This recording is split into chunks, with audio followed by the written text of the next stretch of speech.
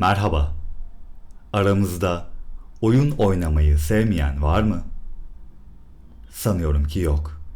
Peki size dünyanın en zor oyununu sorsam bana ne cevap verirdiniz? Hemen aklınıza bilgisayar veya PlayStation oyunları geliyor değil mi? Yanılıyorsunuz. Aslında dünyanın en zor oyunu herkesin oynamak zorunda kaldığı hayat oyunudur. Albert Einstein diyor ki, önce oyunun kurallarını öğrenmek zorundasınız, sonra da herkesten iyi oynamayı. Dünyanın en akıllı insanlarından biri olarak kabul edilen Einstein, aslında her şeyi bir oyun olarak görüyor. Buna göre oynayabileceğimiz en zor oyun hayatın ta kendisidir. Arkadaşlar, hayat oyunu doğduğumuz andan itibaren başlıyor ve ölene kadar devam ediyor. Hayat oyunu kesinlikle adil değildir. Hayat oyununa herkes farklı ekonomik ve sosyal statüye sahip ailelerde ve ülkelerde başlıyor. Kimisi zenginlik içinde bu oyuna başlıyor, kimisi ise fakirlik içinde ölüyor. Hayat oyununun kurallarının farkına herkes er ya da geç ama kolay yollardan ama acı tecrübelerle varıyor. Peki sen kendi hayat oyununda başarılı olmak istiyor musun? Ben bu oyunda size başarı vaat ediyorum.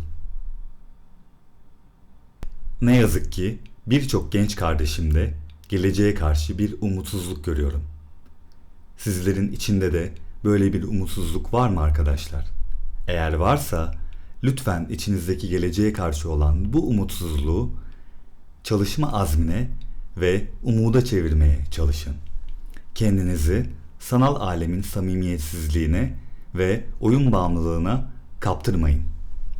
Arkadaşlar, oyunlarda sanal karakterlerinizi ve onların her türlü özelliklerini geliştirmek için bütün vaktinizi harcıyorsunuz.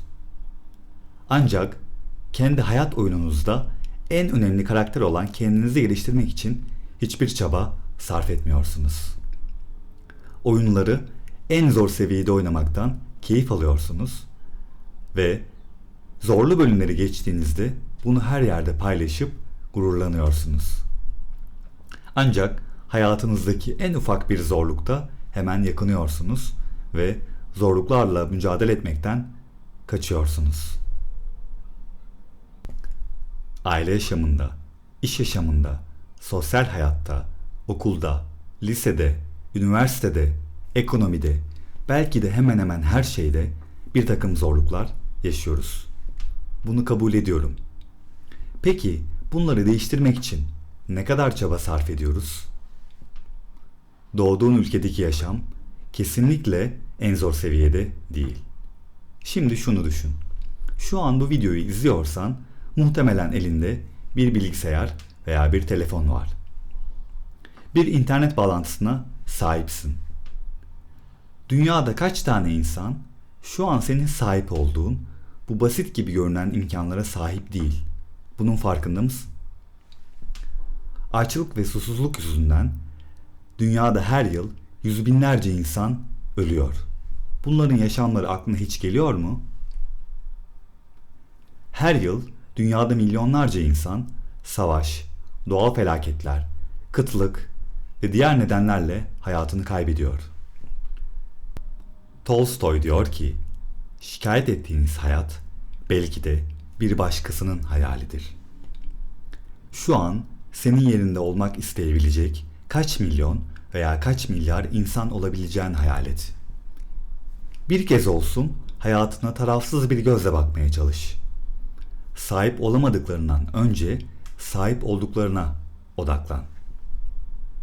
Beğenmediğin hayata sahip olabilmek için canını verebilecek insanları ve onların yaşamlarını düşün. Buna rağmen sen sistemden ve her şeyden şikayet etmeye devam ediyorsun. Ancak değişime kendinden başlamayı kabul etmiyorsun. Arkadaşım, şikayet etmek, yakınmak ve sızlanmak sana hayatta fayda sağlamıyor. Lütfen bunu anla artık. Yapman gereken şey çalışmak, kazanmak ve üretmek. Sahip olduğun potansiyeli ne kadar kullanabiliyorsun? Hemen yanı başında duran kütüphaneye hayatında kaç kere gittin? Elinde olan kitapların kaçını okudun? Vaktinin çoğunu oyun oynamaya mı harcıyorsun, yoksa kendini geliştirmeye mi? Şu an elinin altında olan bir bilgi hazinesi olan interneti vakit öldürmek için mi harcıyorsun, yoksa yeni bilgiler edinmek için mi? Cevaplar sende. Şimdi kendini tarafsız olarak değerlendir. Bu kanalı açmamın sebebi, oynayabileceğiniz bu en zor oyuna karşı sizleri hazırlamak ve bizlerin düştüğü hatalara düşmemenizi sağlamak için sizlere yol göstermektir.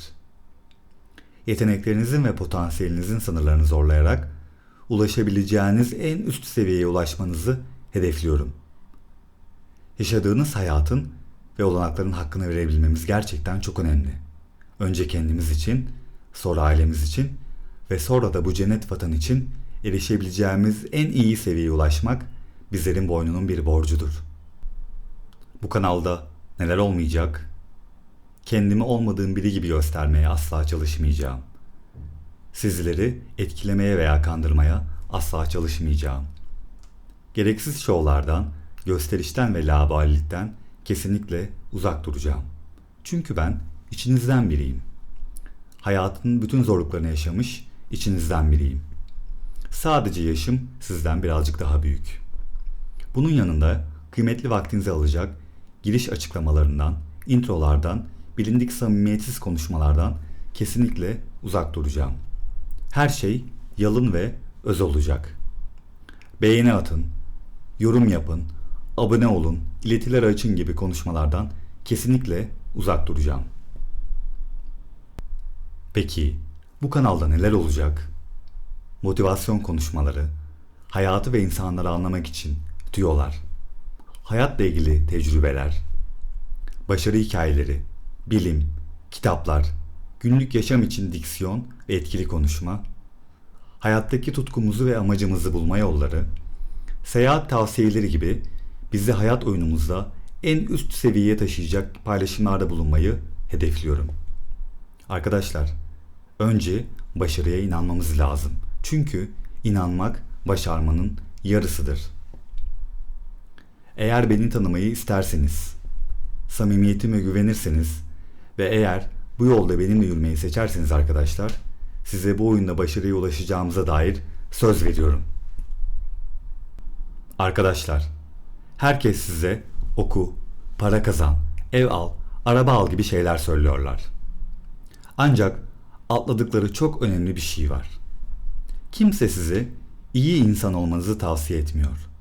Kimse size doğru ve ahlaklı insan olmanızı söylemiyor. Ben de size diyorum ki, öncelikle lütfen ne olursanız olun, ne iş yaparsanız yapın, neye inanırsanız inanın, doğru, iyi ve ahlaklı bir insan olun. İyi olmanın huzurunu yaşayın. Gerisi zaten emin olun ki gelecektir. Hayat oyununa hoş geldiniz. Sizleri çok seviyorum.